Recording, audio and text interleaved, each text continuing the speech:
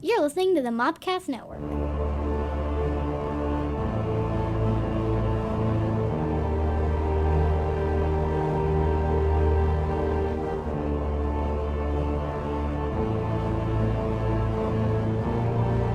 Voice, it's coming through the microphone. Welcome to the Cult Movie Cantina. Thank you for that hymn. Was that being hymn. recorded? You're welcome. This is what we're going to lovingly call Take Two. Yeah. There was a snafu. We'll go with that. There was a snafu for the first one. That's a fun word. It was a great word, snafu. Snafu. I am your host, your Native American pop culture spirit guide, Scotty, and I'm joined by... Jestina. Who knows no movies. I was really hoping with Take Two that would be cut out. No, it's so good. It's She Who Knows No Movies, right? She Who Knows No Movies. We finally have a name for this. I guess. Our third and lovely cultist is actually across the planet at the moment in Japan. Did she finally make it, or is she still laid over? What's happening? I think she's in Okinawa now. I hope she is. I have not heard.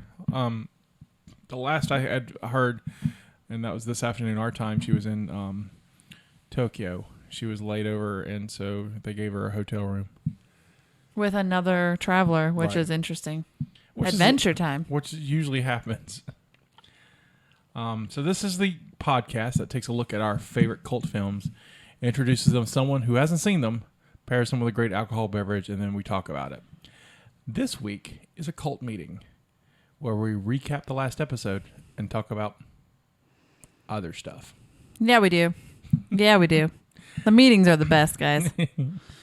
I like both film heads. So, like I said, this is our second take of this. We had a big snafu with the first one, so that's why Stephanie was not with us. She'll pop in a couple points where we can edit her in.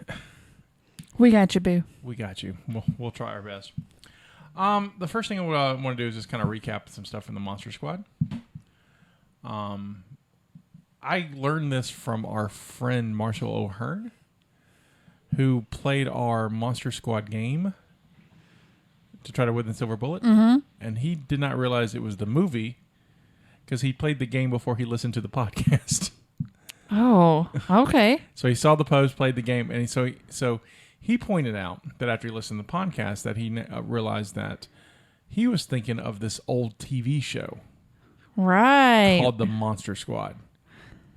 Now, I'm pretty good at pop culture stuff. I'd never heard of it. So obviously we had to do some research. So I do some research, and so I posted the link to the TV intro on our Facebook page. But so it does exist. It was a show that lasted 13 episodes, so that's why we didn't hear about it. It's one that has like half a season. It was very 60s Batman-like. Did you ever see the 60s Batman?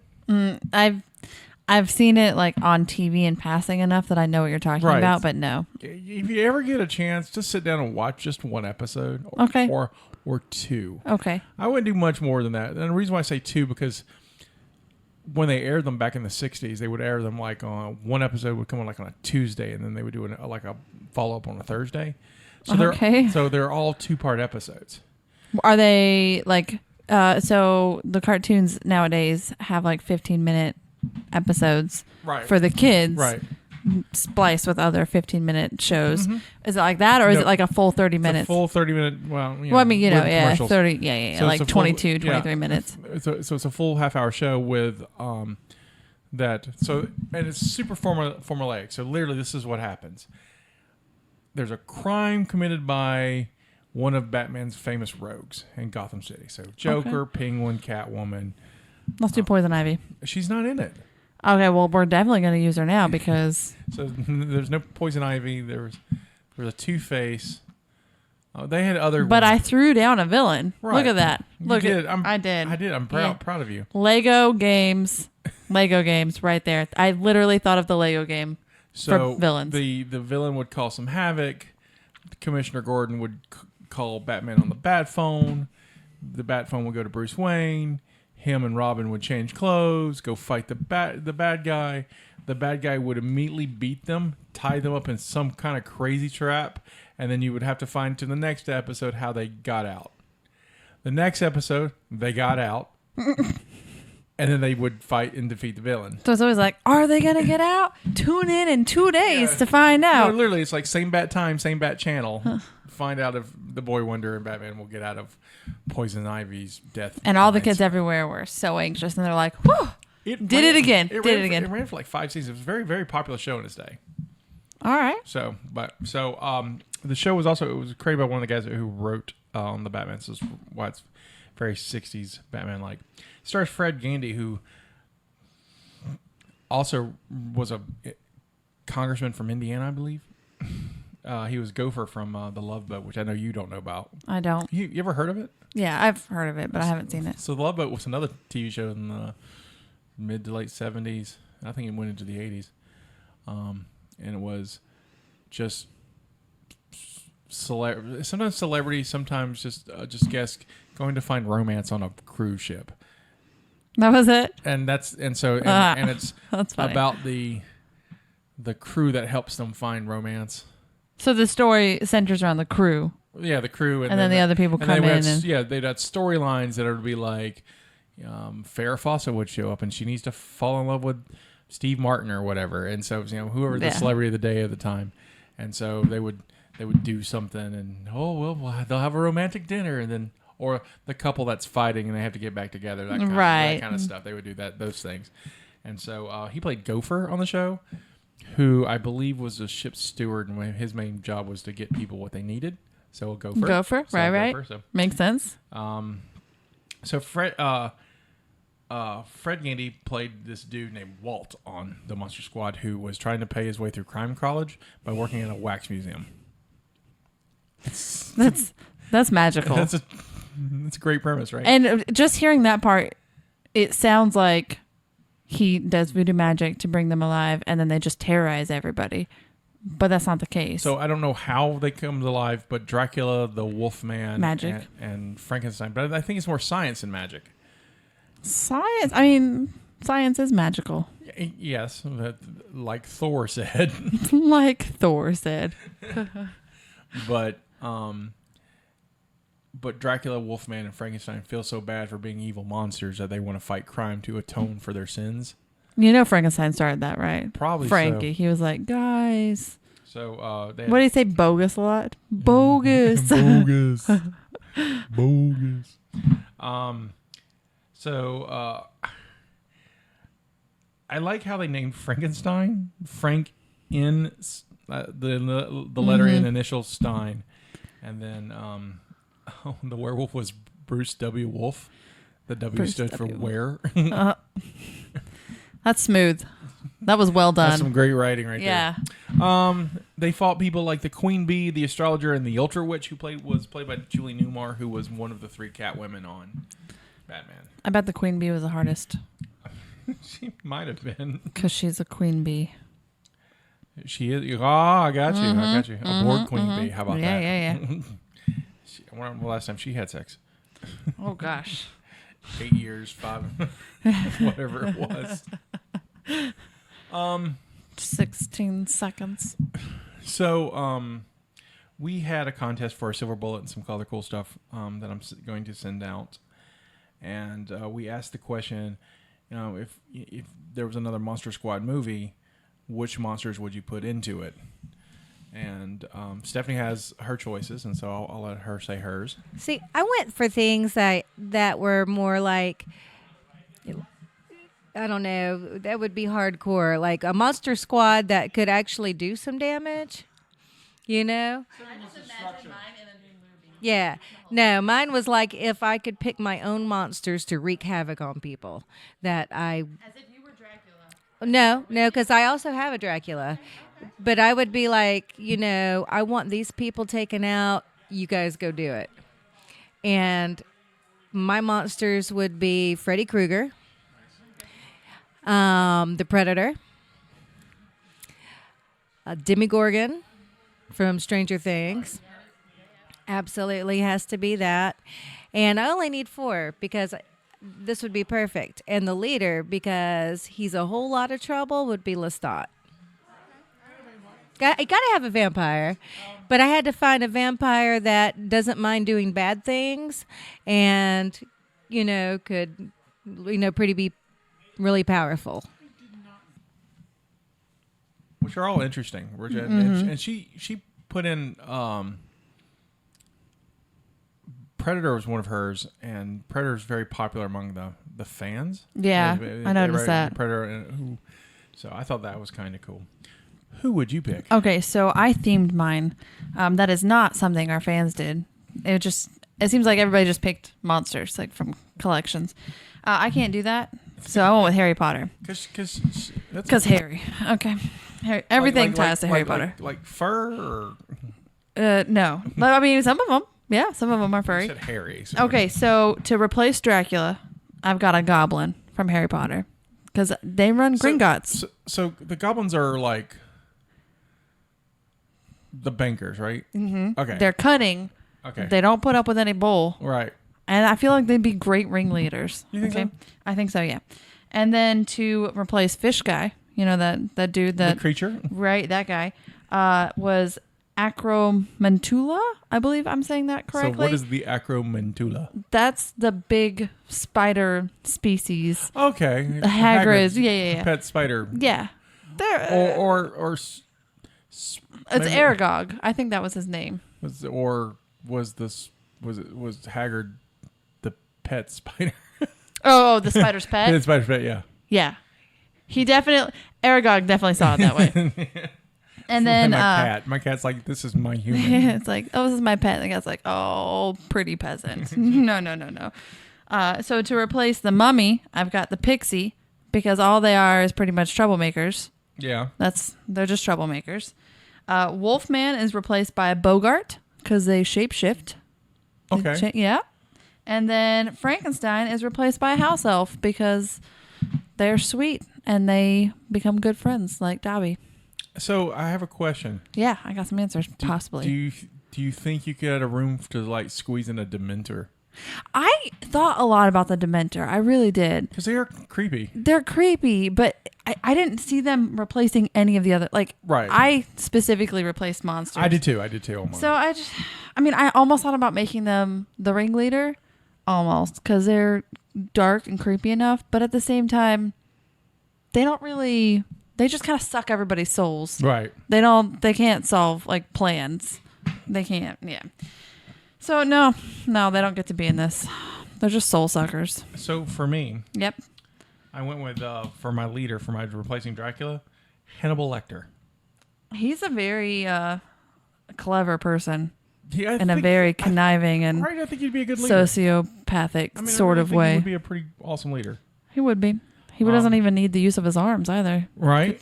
He just on a dolly tied up. To replace the mummy, for me, I put Candyman. Okay. You ever seen the Candyman? Do you know the Candyman? I know the Candyman. I want to say that I have. Okay. Because Josh. Right. And horror movies. But I don't honestly remember. The first one's really good. The second one's kind of off the rails, and the third one doesn't really count. But if I've seen them, it's only the first one. Right. The first one, I mean, it's scary. I mean, it's right. I mean, for me, when I saw it the first time, it's scary. I mean, it's creepy. And Tony Todd, who's in it, is amazing. So, then I did Bub the Zombie from Day of the Dead. Okay. Which I know you've not seen. I haven't. Yeah, and you've not seen any of those zombies, right? You haven't seen those kind of zombie movies, right? Mm-mm. So, the original Night of the Living Dead, you have dead people walking around, and they call them cannibalistic, but I think just because they were once people. I don't think cannibals eat themselves. Like human beings would eat another human being. That's right. Zombies don't eat zombies, so it's a weird misnomer. But so many fun words on this show this time. So as the movies progress, the zombies get a little smarter. And the second one, Dawn, they all kind of gather at this mall and hang out at this mall. It's always zombies in malls. Well, this was the first movie that did that. So this was 1978, and malls were a new thing. And it was Romero's very political. I mean, the first Night of the Living Dead is really about racism and the war in Vietnam and some other crazy stuff. Really? Right. It's those allegories he's trying to put together. And then Dawn is his kind of look at capitalism and how we become consumers in this consumer society. So finally walking in the mall like a zombie. Oh, well done. And so then he makes Day, and Day is about it's been years since the zombie apocalypse. And isn't that the one where the guy wakes up in the hospital and everybody's gone? No, that is 28 Days Later. Oh, that's okay. Danny Boyle, which is good. Woo. Also, zombies. There's an argument if they're zombies or not. And I believe they're zombies. Proud of that. I'm also disappointed in that. No, it's fine. Day happens where there's scientists in a military complex underground, and there's a fight between the military who they're a bunch of like National Guard grunts that have been kind of half crazed because this is not what they signed up for, kind of thing. Oh, Plus, you got scientists who are really trying to figure out a cure and what's going on, and among them is they have a zombie. They've kind of chained up, and the scientists have kind of trained and taught things, and that's Bub, and he's very sweet, kind of. Oh, Bub. For a zombie. For a zombie. For a zombie, and so that's my Frankenstein. I think he would. Yeah. He would eat the children, but not like immediately. And I feel like, based on your description, he would be nice about it. And he would be. He would be. Like, he would feel bad. They're a small thing. Well, when his trainer is killed, he feels sadness. And then he eats his body? He does not. Oh, look at that. Not. Well done, Bub. To replace the creature, I went with Jason Voorhees. The creature. That's Fish Guy. Okay. Yeah, Fish Guy. Yeah. Well, it's the creature from the Black Lagoon. And yeah. Because Monster Squad is not a Universal movie. Right. They used like Walmart generic versions of everybody. They did. They did. Good value. He's the good value creature. So Jason Voorhees, who Jason from Friday the 13th. Right. He has a long history of water. And he's super strong. He's super strong. And kind of dumb. So it kind of makes sense to me. Kind of dumb. And for my Poor guy. And for my Wolfman, I went with the Fly. Because I'm just terrified and horrified by it. And it's a body horror thing. And I thought it fit. Plus, yeah. he can stick to walls and vomit acid on people. Yeah, that sounds pleasant. Oh, God. So I know you've not seen The Fly. I have not. And so, sorry, folks, I'm not doing that on the show. But let me describe this. You guys can go watch it by yourselves. I'll describe this scene to you. So it stars Gina Davis and Jeff Goldblum. Jeff Goldblum's the Fly in this. I know him. Right, I know you know him. Yeah, So Jeff Goldblum's okay. Gina Davis actually married Jeff Goldblum during this movie or right after. They met kind of on this movie. So this movie that's horrifying to you that you refuse to do on the show brought love to them. Right. Are they still together? No. Okay, well that's why. Right. Be like, guys. So the movie's, real quick nutshell, the movie's about a scientist who invents a teleportation device.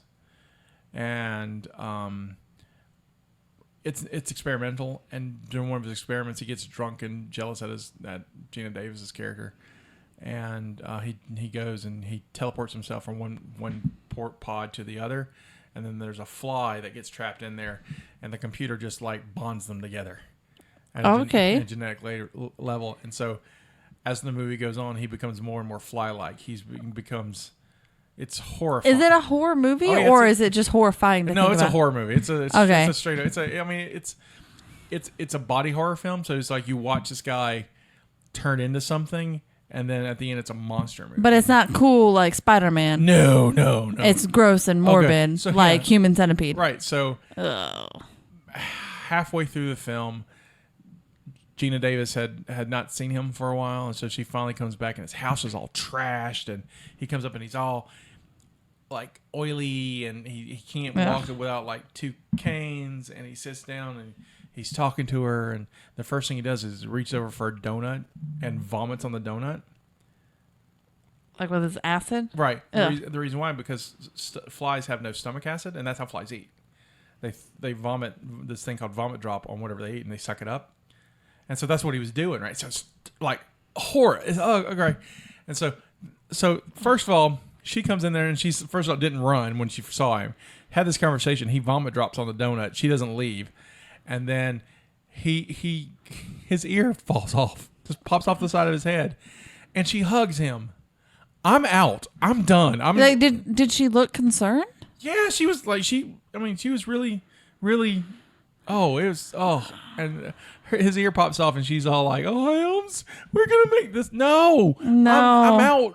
No, I gotta go. Right, we're not married. I have an appointment. Right. I don't know you. I'm out. So yeah, it's rough. Yeah, I won't be watching that. It's rough. I won't be watching that. And so, but I thought it would be a good fit to replace the werewolf. Well done. Thank you. Nice group of people. I thought so too. I thought yours was really good too. Thank you. So, well, I'm big into themes. Stephanie did a really good job as well. Yeah, she did. All right, so we had some really interesting answers for this. Let's hear them. All right, so our friend Drew. Hi, Drew. Hey, Drew. Thanks for helping with the name choice. Yeah. What was the hashtag? Just he doesn't know movies. Yeah. He wanted the main spider from Arachnophobia, the squeal like a pig guy from Deliverance, Large Mars from Pee-wee's Big Adventure, one alien from Communion, and Mike Myers from SNL. Yeah, baby. Yeah, baby. Yeah. You ever seen Arachnophobia? I have not. It's a spider movie. It's really good. They're making a remake. Ever seen Deliverance? Mm-mm. You ever heard of it? Yes. All right. So Deliverance is about guys going on one last adventure because the state of Georgia is going to dam this river, and so they're going to go to this river, and they get basically assaulted by rednecks. Oh. And one of the guys gets raped by a redneck, and that's not as sweet. And then while he's raping him, he tells the guy, "Squeal, squeal like a pig, squeal like a pig." Oh my gosh. Pee-wee's Big Adventure.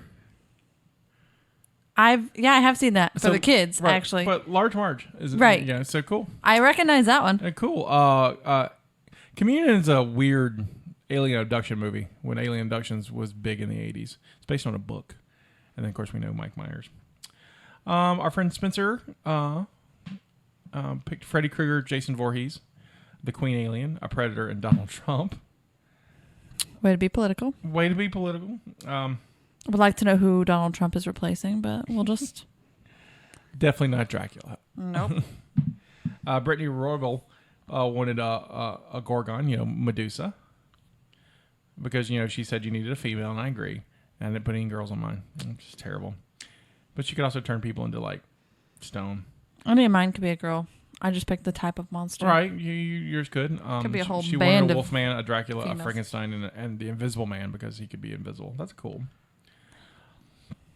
John David Harsey said he wanted Rasputin from Russia, Vlad Dracula, The Thing, the Wolfman, and of course Pinhead from Hellraiser. He's a big Cenobite fan, so that's cool.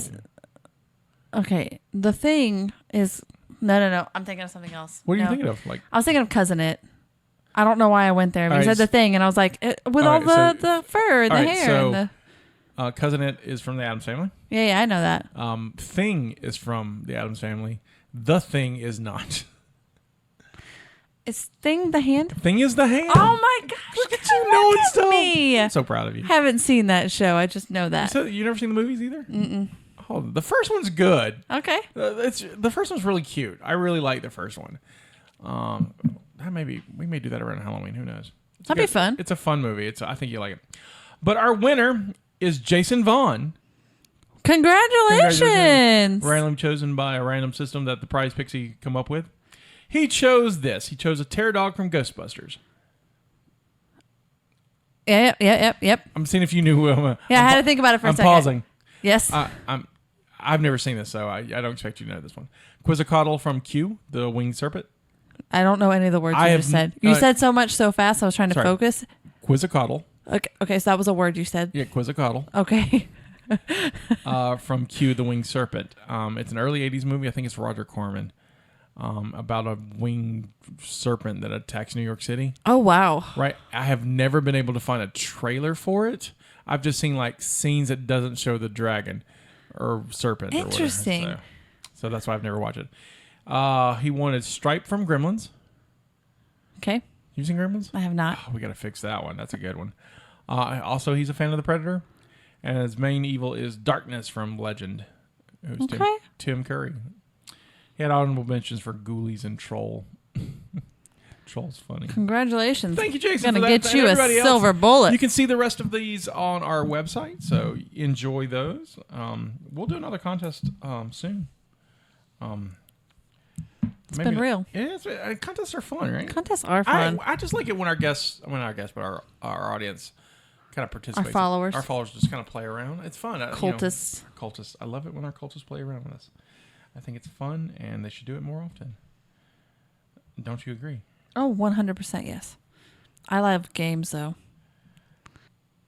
I think on that note, we'll leave Monster Squad behind. Oh, and move on. There we go. So last week's episode, while we were on vacation. Oh, gosh. I feel like I know what's coming. You and I had a little discussion about Disney princesses. We did. Yeah, we did. And we have a disagreement on Disney princesses. Yes, we do. And so I suggested that we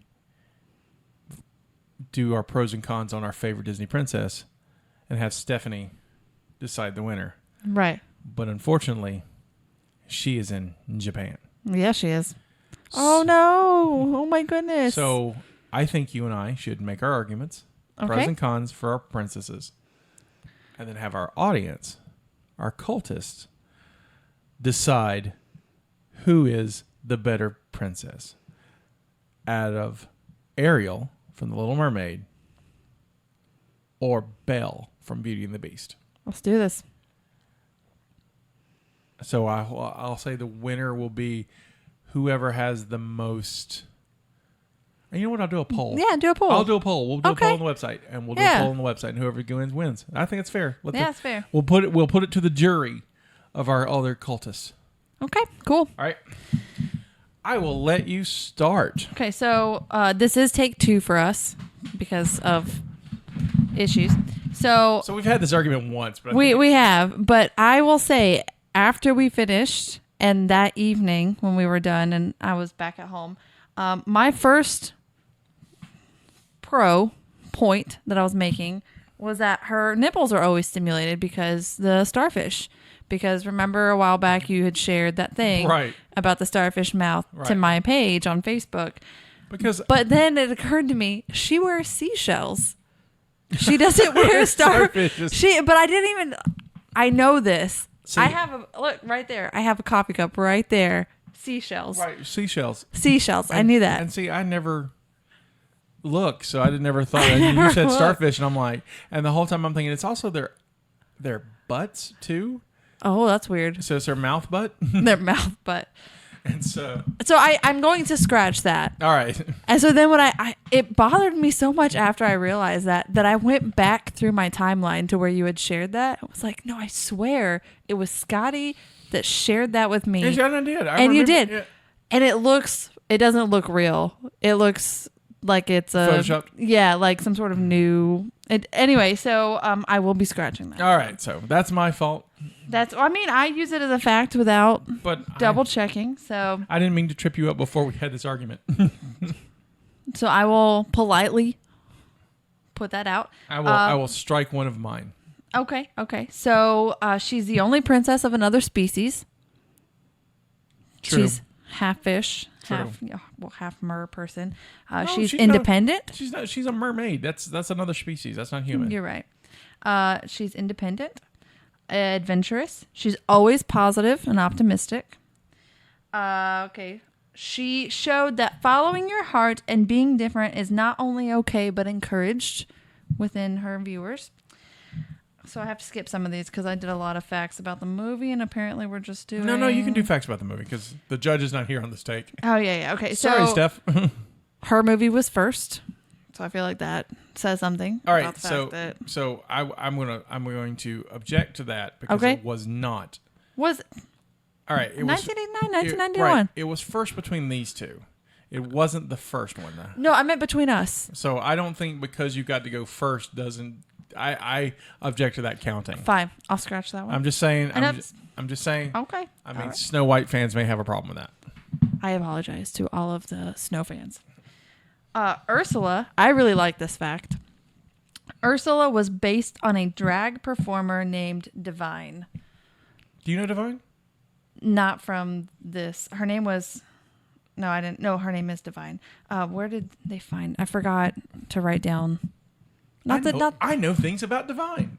The Divine in this? Yeah. Do you? Yeah. Oh, I do not. So Divine is a famous... I guess, I mean, drag queen, I guess, is maybe the proper term. I don't know. I mean, transgender may be actually the more proper term now. But she was from Baltimore. Okay. And she was friends with John Waters. Yeah. And they did a lot of movies together. Really? Including Hairspray. She is the first Edna Turnblad. And really? Yeah. And so that's where... How fun! Right, so so all Edna Turnblads are based on originally the core is Divine's performance. Is Even that when I put some Divine in it? That's amazing. Yeah. But when I saw that fact, I was like, that's great that they did that. So I had wrote that down. So Ariel's body and personality is supposedly based on Alyssa Milano's body and personality. From like, who's the boss?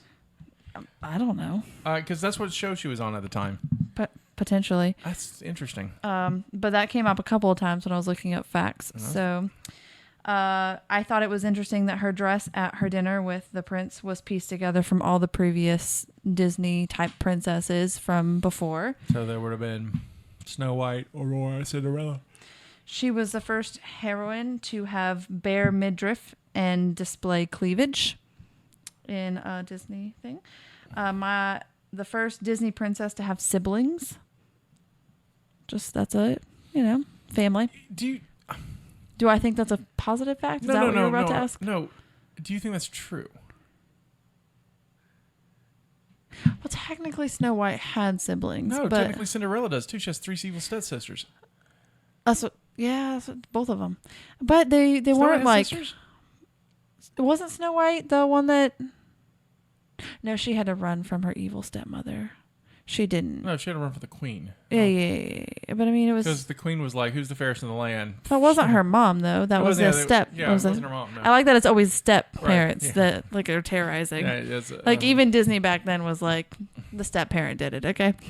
Well, because it's really weird. Majority of the Disney princes are from, not orphan homes, but like, the mother's died or the father's died. I mean, it's kind of, that's an issue. Or in like Cinderella's case, the father and mother are dead. Like there's no issues until one of your parents dies, right. And then another one comes in, right. and then all villains. I don't know. I growing up the way that I did, I suppose that I wouldn't necessarily agree with that because I have step siblings and they're siblings. That's what I'm saying. Like I had technically 2 siblings, 2 step and a half, right. But it was just brothers and sisters. Right. I like how it's funny how on Take Two we're so much nicer to each other. We are. Oh God, the first one it was like we were boxing, guys. Like we said one thing, the other person scoffed and rolled their eyes, and so I'm gonna scratch that one too. But the final scenes are influenced by Die Hard, the final scene is where they're fighting Ursula. And that was like the person that worked on it came in after seeing Die Hard and said, we need more Die Hard. And based that on that part. Thought that was fascinating. So are we still doing negative facts? Yeah, we are. Okay. But let me. Okay, let's. Hold on. Let me do my positive on Belle first. Okay, hold on. Let me make sure I'm finished. Hold on. Yeah. Yeah, okay. I think I'm good. She's just all around fantastic. All right. Okay. My pros on Belle. Do it. First of all, Belle is literate. Knew this was she can read a book. And she can read so well, she's basically a witch. To bring... She's basically a witch. She doesn't let the haters get her down. Her first song is full of haters. Everyone don't like Belle, except Gaston, who just wants to bet her. But no. He only likes her for her looks. Well, he's handsome. He's a playboy. Right? Right. And a good hunter. Provides the best meat in one way or the other. Okay. Okay. I'm just saying. All right. He also has a really good song in the movie. He does. I like Kill the Beast. It's a fun song. I mean, it's not a fun song, but it's a great song. It's a good march. It's a fun song. So she doesn't let the haters get her down. She doesn't want a provincial life. She doesn't want to be the housewife. That's why she still lives with her dad and reads all her books and does all the cool stuff she does. She sacrifices herself and her freedom for her father. Her dad's That was the other fact I forgot. Okay, go ahead. She's like, I got you, Daddy. Because you're an old sick man. I got this. You go and you do you. I'm going to go hang out with the smelly beast guy. Bill did literally not only save the beast, but a palace full of servants. So Chip can be a real boy instead of like a messed up coffee cup. He was the cutest coffee cup. He's so sweet. Can I sidebar this for Yeah. Let's do this. How much therapy do all those servants need? Right? Right? To be like, so why are you here today?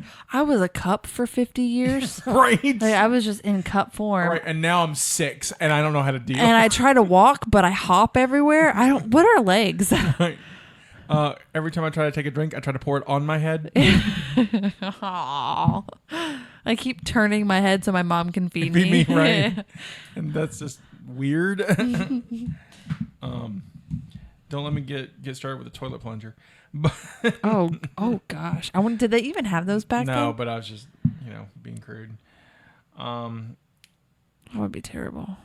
I don't think she's open-minded because she reads all those books and she's like, well, if I'm going to be with a beast, I'll be with a beast. Okay. All right. So those are my pros. All right. My turn? Yeah. Okay. So I'm going to throw down the obvious Stockholm Syndrome. Okay. Against Belle. We're doing the against now. She has no skills besides reading. You don't see her do anything except hand a tool to her father and read and then just be at a castle where she's cared for by people in object forms. Wait, doesn't she clean up the beast? Okay, so she knows how to bathe. Bathe a beast. She's not independent. Do you know how to bathe a beast? Yeah. I don't know how to bathe a beast. I mean, your children don't count. I don't know, Scotty. They're kind of beastly. I feel like I could learn how to do anything. So she could too. She reads books. She's basically a witch. And she bathes him. No, she doesn't bathe him. She bandages him. Okay, first aid. She knows first aid. Yeah, but her father's old and frail. She's bandaged him at some point. I argue she knows skills. So she obviously wants to be a housewife because that's what she knows how to do is read and do housewife things. So that still goes against your thing. So hold on. Okay. It's okay to be a trophy wife. She's got what she wants. A house full of weird servants. And books. And a huge library. And then she just has to service the beast from time to time. I don't think that's a bad deal. So, anyway, everyone caters to her. And she can't do anything by herself. Why is everyone catering to her? Why is that a bad thing? Because she can't. It's like she has to be cared for. She's not independent. No. I think she's more independent.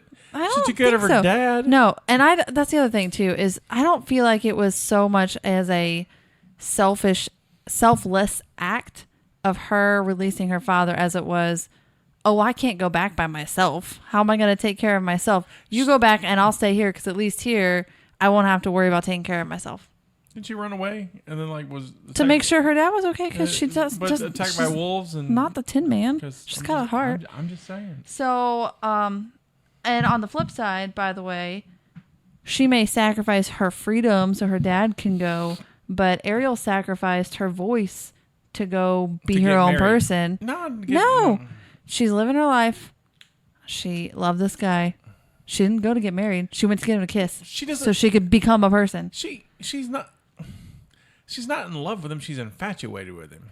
Well, she doesn't know him. She's a teenager. It's called lust. Puppy love. So, Belle, back to, yep. daydreams constantly, but you never see her actively going after her dreams. She just daydreams about them. Whereas Ariel went out and got the things that she wanted.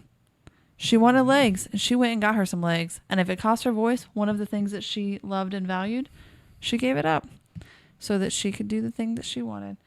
Anyway. To get married to a landlubber. But my biggest thing, and I feel like it's the biggest argument against your biggest thing, is can she do anything but read? So she can read. Reading is important. Especially Reading is important. And I France. love to read. I love to read a lot. This is pre-terror France, so... But your big thing is she's literate. You don't know that Ariel was illiterate?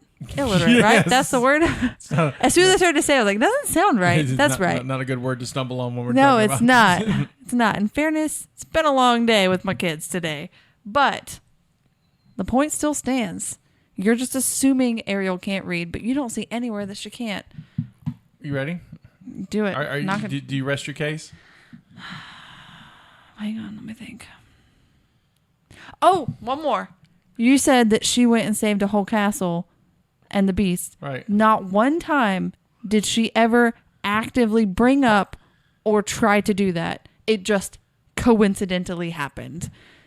So does she get the hero aspect of saving the whole castle when really she was just like, oh, I just love you because you captured me and you were here for me and I need a man.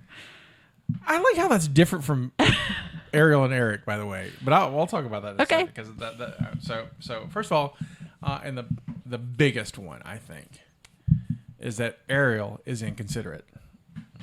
So she got these million sisters, right, who have worked really hard on this choreography for her grand debut, right? Mm-hmm. And who doesn't show up? Ariel, because she's hanging out with Flounder and Scuttle and trying to figure out what dinglehoppers are and stuff instead of, look, you and I are both in theater. We've done enough shows together and we've both rehearsed on things. And wouldn't you be upset on opening night the lead doesn't show up? I would definitely be Sebastian in that. So I would be upset. So I'm just saying, inconsiderate, terrible. Well, she should have a better father to take care of her. That's what I'm saying. Just being mourning all the time. Just a weird crush on the statue. She's infatuated with this guy, and the statue sings, and she's all like, "I love this statue." Sings about it. It's crazy. She's easily manipulated by an evil-looking eel. Like that eel, like up to trouble. She was trying to get out of a controlling situation where she wasn't allowed to live her life. So she's gonna go evil. She just wants to get away. She's young. She doesn't know what she wants. Desperation. She wants the pretty man boy on the boat. If humans weren't shown as such a terrible thing, she wouldn't have chased it that hard. She can't read. She can't read. You don't know that. Yeah, dude. She didn't read the contract. Who reads contracts? I can see on the Who reads on contracts? the contract itself. It says for all eternity. Who she was like, reads contracts? I don't know what this says. She knew in her heart that she just drew her name and was like, could get this guy to kiss her and she would be safe. But still, you don't read all your contracts. No, but I'm saying she didn't read this one at all. Because she can't read. I can read. She can't read. She can read. Can't read. Mm-hmm. You're just assuming she can't read. She can't read. I have proof. Did you see how beautiful her handwriting was? Because she's royalty. She knows calligraphy. She's like she has to understand shapes and meanings to letters and basic forms of communication. Lots of people who can draw their name but can't read. She can read. That's how people got around in the old days. She can read. And she didn't know her letters. Are you lettered? She doesn't listen to her friends. So Sebastian or Flounder, she doesn't really care about. And she only pays attention to this enabler bird who literally gets everything wrong. Because he's the one that gets to travel between the two worlds. He gets to live outside of where she's stuck. Everything wrong. But she doesn't know that. And she only hangs out with him because he tells her what she wants to know. Oh, this is a cool thing and blah, blah, blah. He doesn't know. But she doesn't know that he's wrong. If you're learning something for the first time and someone tells you something that can go over there, you assume naive. that they... She's naive. And like at least when Belle gets married and does her thing, at least there's some good that comes out of it. Ariel just gets married. That's not true. Okay, we're not bringing up sequels. Yeah, she has a beautiful baby, but we're not gonna bring that up. No, but she makes what's the her land baby name? and sea happy together. Her father accepts the fact that humans aren't all bad and they live in harmony. And a rainbow appears. A rainbow. Catch the rainbow. So, if you think Ariel's the better princess. You can vote Ariel on our post. On our and if you think Belle is the better princess, which you should, I mean, whatever. She just you can vote for Belle. And we'll find out next. manipulated into a situation with a beast. We'll start with the next. She's got as a book. That's all she's got. She's got lots of books. Yeah, that's it. Ariel got legs. Belle's She's got like, legs. I'm just gonna dream about all the things that I want in life, but I'm never gonna go out and get them. She doesn't have. Wait a minute. Who are you to define her happiness? Who are you to say that Ariel is being a terrible person? Because she is. She's inconsiderate. She doesn't give a flying flip about her family or what their her family's wants, desires, and she's like, you don't know the history of their family. Her sisters might bully her constantly. You don't know that. I don't. You're just assuming But that this is a loving group of people. I'm just showing there has to be something going on because there was a lot of choreography involved. We're just talking about the beginning still. Right. I'm just saying there's a lot of choreography. They don't really have the sisters much in it. No, they don't. Right. I know there's more in the animated series, and I knew there were animated sequels, but I haven't seen them. I remember there was a cartoon. I watched a few episodes. So they made this. It's my least favorite Little Mermaid. It's Ariel's beginning, and it was like you have Ariel, the Little Mermaid, the Little Mermaid 2, which has the baby in it, and then was there a third? Is it a fish baby? No, the third is Ariel's beginning, and then that no, it's Melody. She's like a mix between Eric and Ariel, and it's actually a really great movie. And the beginning song is so amazing. You should see how she lit up. The beginning song is amazing. But then there's Ariel's beginning, which takes you back to before the first movie, and it's about how Triton bans singing. And you pretty much learn how her mom died. And the sisters are all in that. And honestly, Ariel's not considerate of them then either. Like, she sneaks out in the middle of the night all the time. She's definitely the baby of the family. I definitely won't call that against you because I've only seen Beauty and the Beast and I've not seen it. There's sequels too, and I've not seen their sequels. So like Ariel's beginning was the worst one, but that's the one where the sisters are in it more, and you learn. Ugh, the table's sticky, children. You learn about what happened. Right. Humans killed her mom, which is why her dad hates humans, and then he shut down music. They weren't allowed to sing at all. Because he at so all. sad. Mm-hmm. So her and Flounder would sneak away to this club in a cave that was hidden, and guess who was one of the singers in the front? Sebastian. Yep. Look at me knowing stuff. Yeah. You got this. Yeah. So, you can vote. Yes, please vote.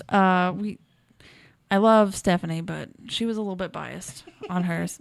She told us the week before, I'm just going to vote for Belle. And then was like, I'm going to try to look at this from a non-biased.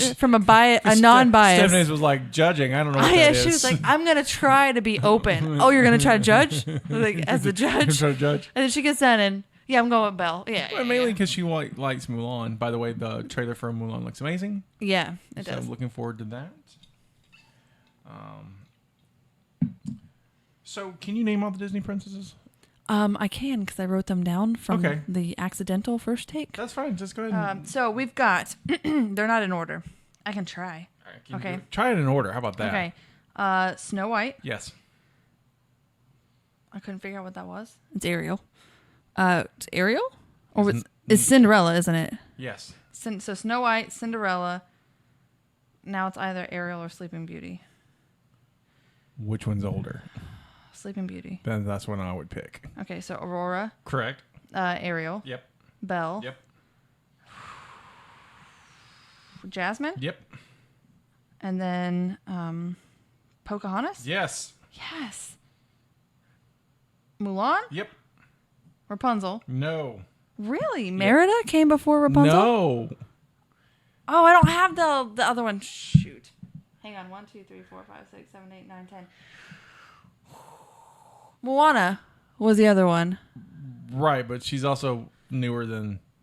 Right, but I don't... I have all the other ones crossed off. I have Snow White, Cinderella, Aurora, Ariel, Belle, Jasmine, Mulan, and then the last ones... Pocahontas, I skipped that one. Then the last ones I have are Merida, Rapunzel, and Moana. You skipped one. Remember we struggled the other night. Well, you two struggled with the Last time we took this. Oh, Tiana. Thank I didn't you. write that down either. I did a terrible job taking notes. Racist. Oh, whoa. I'm kidding. Whoa. She's my favorite feisty one. Okay, So I Tiana. really like that movie. Tiana came before Rapunzel? Yes. Interesting. So it'd be Tiana, Rapunzel, Merida, Moana. Yes. There you go. Moana. Very cool. It's hard. So when we did this before, we struggled with the fact that we listed off the Frozen sisters. Right. Elsa and Anna. And they're not princesses. And they're not. And we'll explain that in a minute. And Princess Leia Not. isn't considered, even though they're part of Disney now. Who was the other one that we... Well, we'll talk about it in a second. Okay. I want to point out something I can do. I have a weird connection with Rapunzel. With a Rapunzel? No, Rapunzel. With Rapunzel, okay. I actually went to school with a Rapunzel in elementary school. Anyway, years ago when your oldest was very young, and I had when we were all living together in Fairhope, I had babysitted a couple of times, and we watched Tangled a lot, and that was Is it that old? right. And so yeah, it is that old. Oh my gosh. And so I'd never seen it, and she was really into it, and so I fell in love with it from the first song. I love Tangled. Tangled is great. Tangled's great, and I really like Where Does My Life Begin. It's one of the best Disney songs I've ever heard, Okay. and it's literally on my playlist on my YouTube. That's adorable. And so it comes You're up, so cute. It comes up randomly, and I'm singing along with it because I love me some Rapunzel. So there we go. There's it. But I have the criteria for a Disney princess. Would you like to hear it? Yes, please. So Disney princess must be female. Oh, I'm off to a great start. I'm about to be a princess, y'all. You must be human Up. or look mainly human. That means Ariel's included, but not Nala. That's the other one too, Nala. Yeah, Nala. But now here's the interesting thing. Would she still have been included if she didn't get married? Because she didn't look human. Right. So, But she was a mermaid underwater. no. She mainly look mainly human. Okay. So, All right. I think Nala is a princess anyway, because she's either Mufasa or Scar's daughter.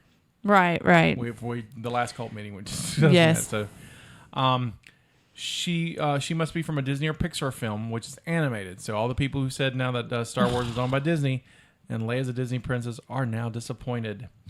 Giselle from Enchanted was considered a Disney princess for a little while, but she didn't make the list because she's live action. Yeah. The movie has to have a cinematic release, so not a sequel. So poor Melody from The Little Mermaid 2, Return to the Sea. I guess Melody's the daughter. Melody's the daughter. Right. So I wanted to name Mackenzie Melody, by the way. Fun fact. why didn't you do it? For like in-law reasons. I got I was you. told it was childish. It's your daughter. I know. Should have done it. Should have committed. Just change it now. I will. She would love it. The lead character as the lead character of the film, Aurora and Jasmine, were not the protagonists of their film, so there's some leeway on this. This excludes Kida from Atlantis: The Lost Empire, and because she's not the main character, she must be born a princess, married a royal, or performed an act of heroism, which is how Mulan is on the list. Get it, girl. Unofficially, there are two other conditions. Both, she must be a film that was successful at the box office.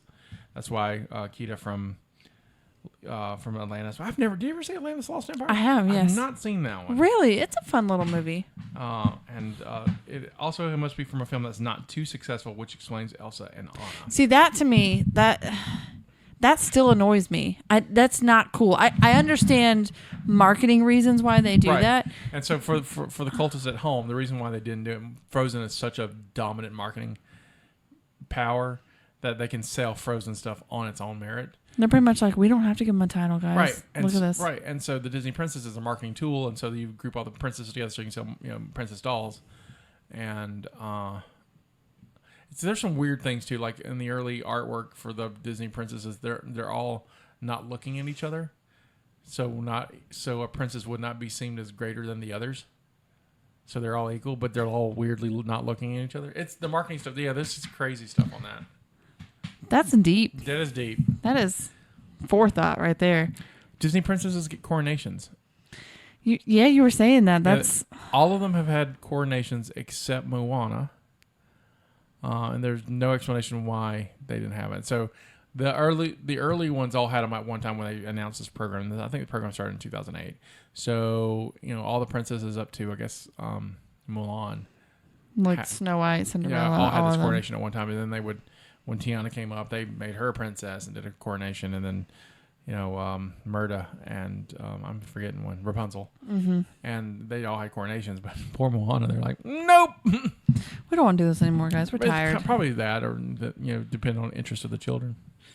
True. But that's some crazy Disney princess facts. You think it's because she's little? No, because she grows up. She's still a kid, though. I've not seen it. Oh, it's a good movie. I went to look for it on Netflix. It's no longer there. Oh, we might. I think we have it. So. I think. If we do, you can borrow it. I would borrow it, but then your daughters would be like, "We want to watch it now." Right now they're stuck on Monsters Inc. And when they get stuck on a movie, it happens for about a week. Right. And then they get to another one, so you'd probably be good for a while. Maybe. We'll see.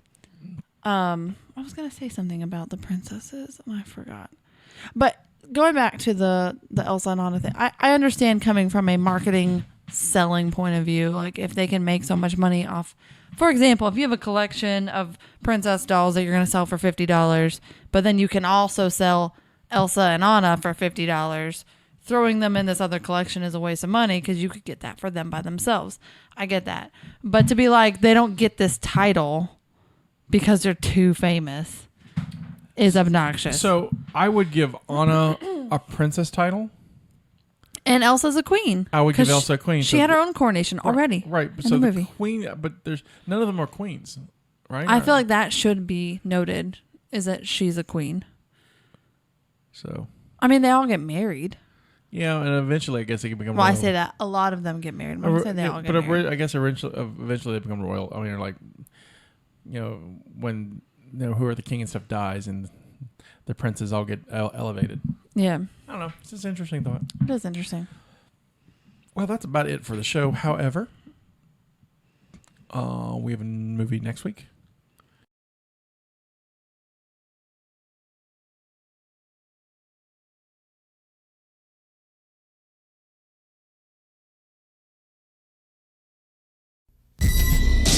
A haunted ship. I'm getting some really strange readings in here. A missing crew. This place is a tomb. DJ, where are you? And infinite evil. This ship has been beyond the boundaries of our universe. Who knows what it's brought back with it? Vacate! I want off this ship. You can't leave. She won't let you. Event Horizon. Rated R. We have a special guest because Stephanie's in Japan, and so miss you. She will join us for the next cult meeting. So this is Scotty saying, "This is our contribution to the multiverse. Go out and make yours." Good evening. Bye.